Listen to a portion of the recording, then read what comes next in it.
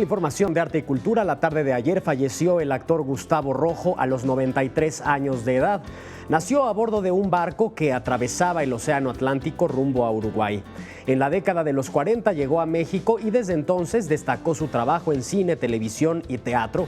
Con una carrera artística de 77 años, participó en 39 películas y 40 telenovelas.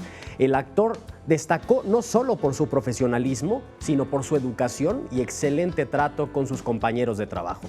Gustavo Rojo fue padre de 4 hijos: Alejandra, Enrique, Juan Carlos y la actriz Ana Patricia Rojo.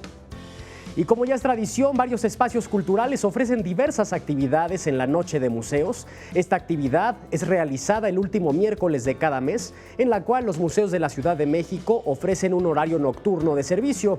Este miércoles 26 de abril, diversos museos tendrán actividades para los niños con motivo de su día. Entre ellos, una pijamada en el Museo Nacional de la Acuarela y funciones de títeres en el Museo del Estanquillo.